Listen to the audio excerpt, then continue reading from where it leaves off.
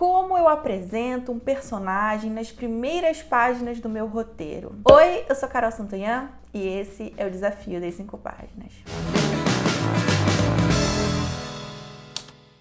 E estamos aqui para mais uma edição do Desafio das 5 Páginas, esse quadro aqui no canal que é uma parceria com o Writers Room 51. Então, se você não sabe do que eu tô falando, tem uma playlist aqui do Desafio das 5 Páginas, que também tem o apoio de vocês, porque aqui a gente traz análises das primeiras 5 páginas de roteiros que alguns de vocês enviaram pra gente. E hoje nós vamos falar de um assunto que é apresentação de personagem. Quando a gente tá apresentando um personagem, é claro que a gente conhece esse personagem, porque provavelmente você montou um perfil do seu personagem. Se você não sabe o que é perfil de personagem, quer entender um pouquinho melhor sobre isso, eu vou deixar aqui nos cards um vídeo que eu fiz especificamente sobre perfil de personagem. E uma coisa que eu falo lá é que, por exemplo, sempre que eu vou colocar alguma característica, algumas coisas, eu tento exemplificar aquilo com ação. E aqui, quando a gente vai apresentar personagem, isso se torna ainda mais importante, né? Por quê? Porque o personagem, gente, ele não vai chegar e vai falar assim, gente, eu sou maldoso e mal-humorado. Porque apresentações boas de personagens se dão a partir de ação. Ele não vai chegar e falar o que ele é.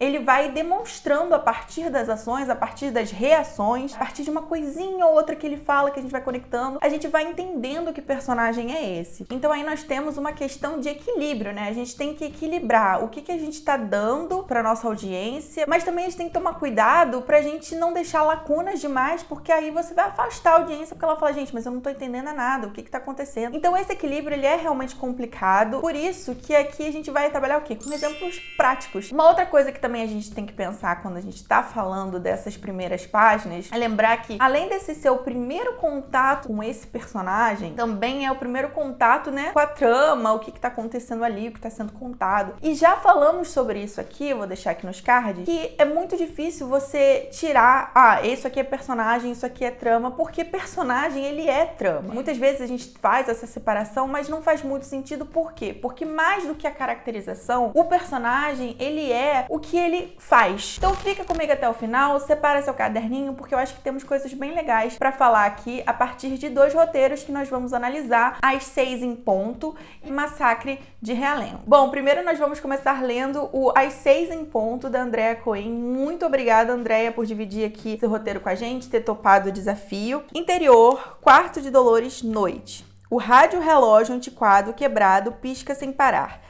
6 da tarde, 6 da tarde, no quarto todo escuro. Dolores Piero, 60 anos, aí a personagem, dorme deitada com a barriga para cima. O quarto está envolto no silêncio quase absoluto. A gente não tem mais muitos detalhes sobre ela, então a gente só sabe que ela tem 60 anos. O silêncio é quebrado pelo som de um sibilo baixo, seguido pelo som, semelhante ao de uma cadeira batendo no chão. Silêncio e depois, os sons invadem o ouvido de Dolores. Ela vira de um lado para o outro e passa a mão no ouvido, como que para afastar o som. Dolores acorda, confusa, como se não soubesse onde estava. Dolores acende o abajur, o olhar dela é atraído para um vestido colorido jogado em uma cadeira. O som da cadeira cessa, o som do sibilo aumenta. Dolores percebe, mas não se incomoda. Sua atenção é toda para o vestido. Dolores veste o vestido e se admira diante do espelho. Montagem. A barriga de Dolores é comprimida para dentro do corpo, aí ela tá desesperada, tenta tirar o vestido aperta os seios de Dolores de encontro ao peito. O vestido gruda na virilha como se estivesse colado nela. O vestido tornou-se uma segunda pele. Dolores percebe, horrorizada, que o vestido começa a soltar uma fumaça. O vestido está em chamas. A Dolores grita, rasga o vestido e arranca pedaços sangrentos e enegrecidos de sua pele.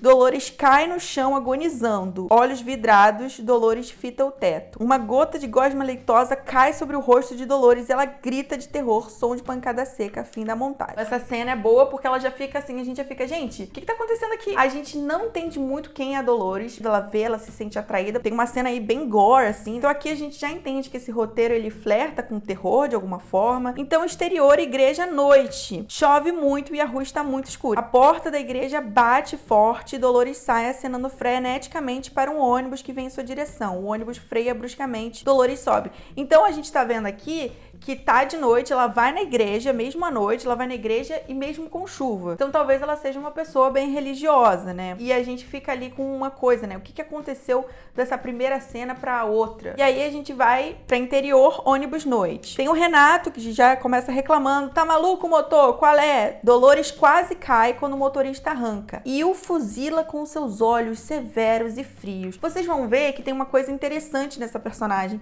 que ela parece muito misteriosa. Eu nunca sei se é ela realmente a Dolores ou se é alguma coisa que tá ali na Dolores. Renato, oxe, quem que vai na missa nesse toró? Então ele verbaliza, né, essa questão. Pô, essa mulher vai na igreja até em dia de chuva. Dolores ignora os assentos vazios e faz questão de sentar diante de Renato, 25 anos, jeito debochado. Ana, 25 anos, sentada ao lado de Renato, está com o rosto grudado na janela de costas pra ele. Tu é que devia ir pra igreja e rezar muito pra deixar de ser filho da puta. Dolores enxuga com toques exageradamente delicados o rosto, mas sua atenção é toda para o casal à sua frente. Aí o Renato vai falar: puta que só tem uma. Ana, como um foguete, se joga na cadeira ao lado de Dolores. Dolores encara Renato e sorri com o canto da boca. Perdeu alguma coisa? Então ali, de novo, sabe?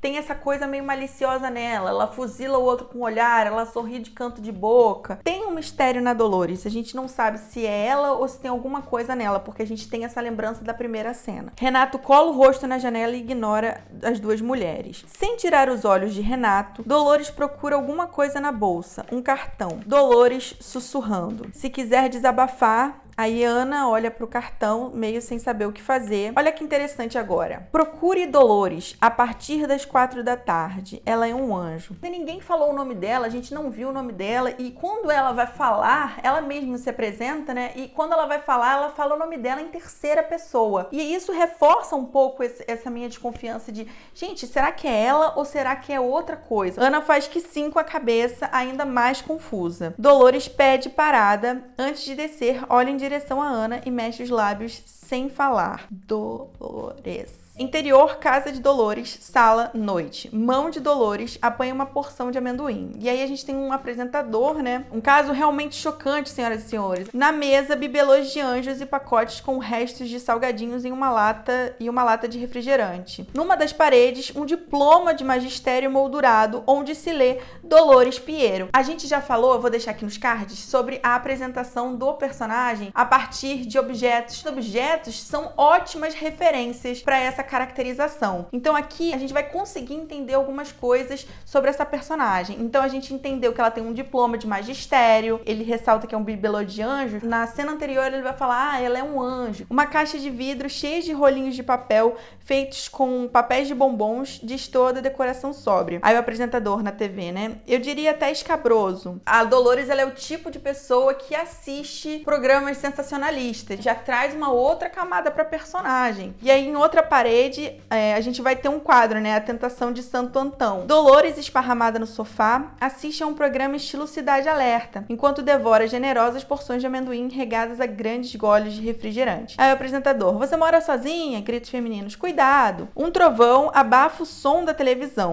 Dolores diminui o som da TV e vai até a janela. Da janela, a escuridão é total. Uma sequência de trovões é seguida por um estranho silêncio. Algo se choca contra a janela. Dolores dá um pulo para trás sem tirar os olhos da janela. Ela recua e senta no sofá, recuperando-se do susto. Ela parecia até então uma personagem meio inabalável, né? Que nada assustava ela. E agora um negócio se choca contra a janela e ela se assusta. Há uma caderneta púrpura aberta em cima do sofá. Dolores folheia a caderneta e sorri, maliciosa. Não é um sorriso agradável. Isso me lembra também a cena do ônibus, que ela também dá um sorrisinho assim, quando o cara tá falando. A gente sabe pouquíssimo sobre a personagem, sobre seus objetivos, sobre o que é a trama. O mistério tem que vir com alguma informação, sabe? Porque se você não dá nenhuma informação para sua audiência, você meio que desconecta a audiência. Claro, ali a gente tá nas primeiras páginas. Já falamos que em alguns gêneros, né, você tem que dar o tempo do roteiro. Eu não vejo nenhum problema da gente dar uma informação ali, dar uma informação ali, dar uma informação ali.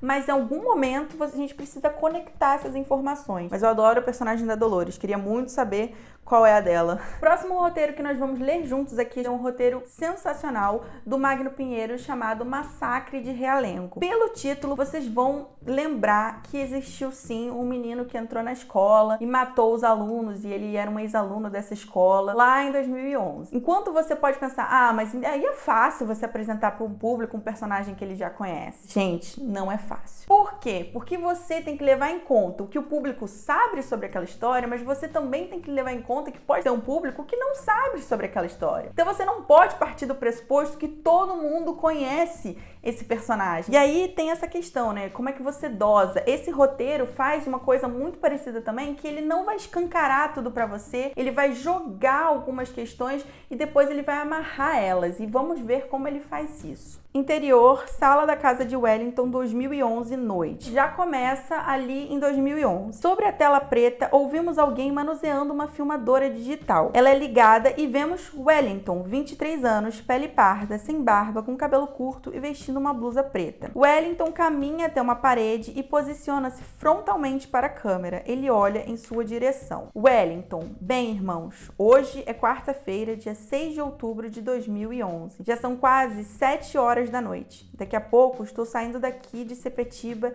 e me dirigindo para Realengo, onde ficarei hospedado no Hotel Shelton para me preparar. E, igualmente a vocês, eu fui fraco, fui medroso, mas me tornei um combatente, uma pessoa forte, corajosa e que tem como objetivo a defesa dos irmãos fracos. Quero que vocês se apeguem a Deus a cada dia de suas vidas. Amém. Wellington caminha até a filmadora e a desliga. A tela fica preta e sobre ela surge uma cartela de título O Massacre de Realengo. Ele já começa no meio da ação, né? Uma espécie de in media res. A gente já está em 2011, a gente já entende a preparação, a forma como ele está se apresentando, como ele está falando, bem, irmãos, eu estou aqui para me preparar. A gente já percebe que tá meio creepy ali a situação. E eu gosto porque isso é uma coisa que é verossímil com o próprio Wellington, né? Ele gravou uns vídeos antes de fazer tudo lá, o que ele fez. E aqui ele consegue, de certa forma, apresentar muito bem. Não tem ali uma coisa religiosa dele. Ele localiza através da fala dele o ano. Ele tá falando que ele vai sair de Sepetiba, que ele vai para Realengo, que ele foi fraco, que ele foi medroso e agora ele se tornou um combatente, uma pessoa forte. Você consegue entender pela forma como a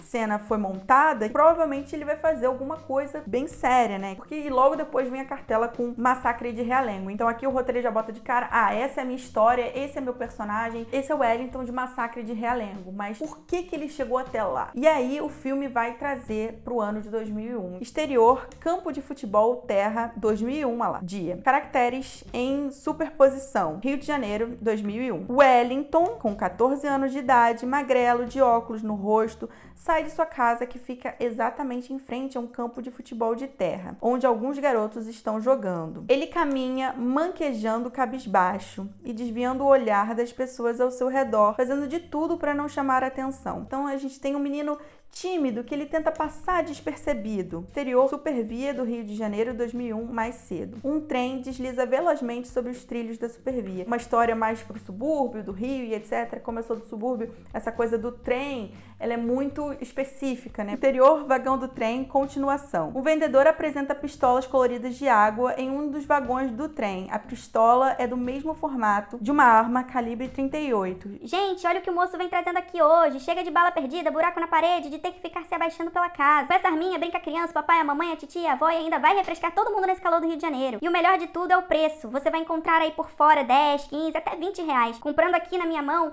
você vai pagar apenas 5 reais. Eu falei 5 reais. O trem para em uma estação. O garotinho olha atento à apresentação do vendedor. Ele pega um copo de sua mochila e coloca a arma na mão do garoto. A criança acerta a água no copo. O vendedor aplaude. A criança olha para a mãe. Eu quero. A mãe pega uma nota de 5 reais e entrega para o vendedor. O vendedor recebe a nota. Obrigada, senhora. O vendedor guarda o dinheiro e continua com as vendas. Mais alguém, pessoal? Já entendemos que ali subliminarmente tem uma questão, não tão subliminar, mas ali tem uma menção à arma e etc. Exterior, campo de futebol de terra, continuação. O Wellington continua caminhando. Ele tem uma cocada nas mãos. É possível ouvir um bater de bola.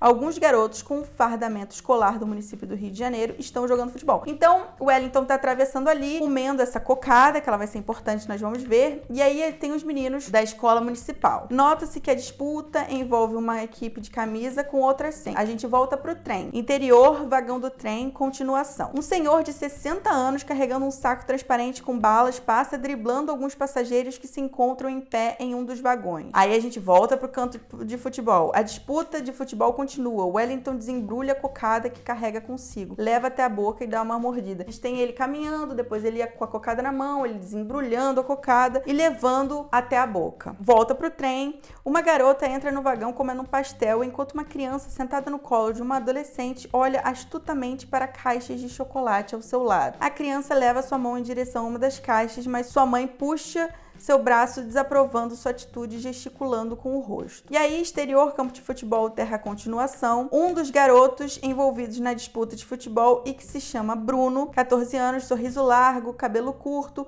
bem cortado, recebe a bola. Ele é do time que está sem camisa. Então, assim, aqui localizou um Bruno, né, nesse time. Provavelmente esse Bruno vai ter alguma questão aí, mas o Wellington não fala com ninguém. Na sua frente, apenas o goleiro. Um jogador de seu time passa correndo do lado oposto ao seu. Toca aqui, Bruno. Bruno finge que vai passar a bola para o seu colega e dribla o goleiro, ficando com um gol vazio à sua frente. Ele entra com bola e tudo. E aí a gente vai pro vagão, mãos apoiam-se para não cair com o movimento do trem. Aí volta pro campo de futebol, o Wellington caminha mastigando a cocada com muito gosto. Você percebe que tem duas coisas acontecendo, né? A gente tem a questão do trem, a gente tem a questão do Wellington, os meninos no campo de futebol. E até então, a gente tá aqui quase na 5ª página e a gente não tá entendendo por que tem uma coisa e tem outra. Interior, vagão do trem, continuação. Dona Odisseia, uma senhora de 60 anos com um vestido comportado e com uma bolsa sobre seu colo, está sentada em um dos vagões. Agora tudo faz sentido. Ela é a mãe adotiva de Wellington e parece preocupada até que uma voz chama sua atenção. Aí eu já fiquei pensando, por que ela tá preocupada? Um jovem de 25 anos, vestindo uma calça e com uma camisa de uma instituição evangélica de amparo a dependentes químicos, está vendendo cocadas. Boa tarde, amados. Desculpa interromper o silêncio de sua viagem. Eu venho trazendo aqui deliciosas cocadas nos sabores de leite condensado e coco queimado por apenas R$1. Essas cocadas, queridos, são feitas na nossa instituição de recuperação de jovens viciados. É apenas um dos trabalhos desenvolvidos lá. Comprando nossas cocadas, vocês estarão ajudando na manutenção desse projeto divino. Cheguei lá só o pó. E olha como estou bonitão hoje para a honra e glória do nosso Senhor Jesus. Um passageiro acena pro jovem, ele vai falar, mais um ali. Ele vai na direção da pessoa. Enquanto isso, Dona Odisseia abre sua bolsa. Aí a gente vê uma Bíblia dentro dela e uma pequena carteira. Tem essa ênfase para a Bíblia, para reforçar que provavelmente o Wellington tem essa questão religiosa que talvez venha da mãe adotiva. Eu não conheço a fundo, assim, né? Tudo indica que sim. Ela retira da bolsa, a abre e pega umas moedas. Dona Odisseia contabiliza até completar o valor de R$1 e chama o jovem. Moço, olha ali, já tô chegando aí. O vendedor vai em direção à Dona Odisseia. Qual o sabor, amada? Aí a gente volta pro campo de futebol. E agora, olha que interessante, nós estamos na 5ª página, né? E nessa 5ª página tudo vai fazer sentido dessas coisas que estavam desconectadas umas das outras. Então, olha só, a gente vai ter exterior, campo de futebol de terra, dia. Continuamos ouvindo a conversa entre o vendedor e Dona Odisseia, enquanto o Wellington continua caminhando, comendo cocada. Só que dessa vez vai entrar a mãe respondendo em voice over e a gente tá vendo o Wellington. Leite condensado, meu filho gosta dela. E o jovem vai perguntar, como ele se chama? Wellington. Lembra que eu falei no outro roteiro, a primeira vez que a gente vai falar o nome de um personagem, apresentar o nome do personagem, isso é bem importante. E é um momento que a mãe vai chamar o filho, vai falar sobre o filho, que essas duas coisas vão se conectar e vão fazer sentido. Então é isso, você vai jogando informações, elas não parecem fazer sentido, mas elas se conectam para mostrar que aquele menino ali é o Wellington. Então, o que a gente pode tirar desses roteiros? Eu acho exemplos muito interessantes. Aqui no meu vídeo, recentemente, eu falei, né? Ou o roteirista ele se apressa muito para contar, ou ele enrola muito. E aqui, a partir desses dois roteiros, eu acho que dá pra gente entender que a gente precisa ter um equilíbrio mesmo, porque ao mesmo tempo que a gente não dá informação, essa não informação a gente tem que ter consciência de que a gente está dando uma parte para resolver, para entregar uma coisa mais completona para nosso leitor e depois provavelmente a nossa audiência fazer essas conexões. Claro que existem outras possibilidades da gente abordar essa apresentação de personagem, mas aqui tem exemplos importantes, né, que vão dando pequenas coisas pra gente ir montando esse quebra-cabeça. Como você tá pensando no primeiro contato da pessoa com a sua história, se ela leu 5 páginas, ela ainda não entende muito bem o que é aquilo ali, acho que você já começa a ter um problema, porque a gente também quer ter a nossa curiosidade saciada. Só curiosidade, chega uma hora que cansa um pouco. Esse vídeo é uma pequena parte de todo um conteúdo que o Writers Room 5.1 tá preparando, então provavelmente eles vão fazer um conteúdo com outros exemplos e etc. Então é muito interessante que vocês vejam o vídeo e vocês também acompanhem as matérias que eles fazem, porque vocês podem ter outras visões com outras possibilidades ali de exemplos. Então é isso, se vocês gostaram desse vídeo, você dá o seu like para eu saber que você gostou e que você curte meus conteúdos, além de ajudar o canal também. Se inscreva no canal se você não for inscrito e a gente se vê num próximo vídeo. Um beijo, tchau!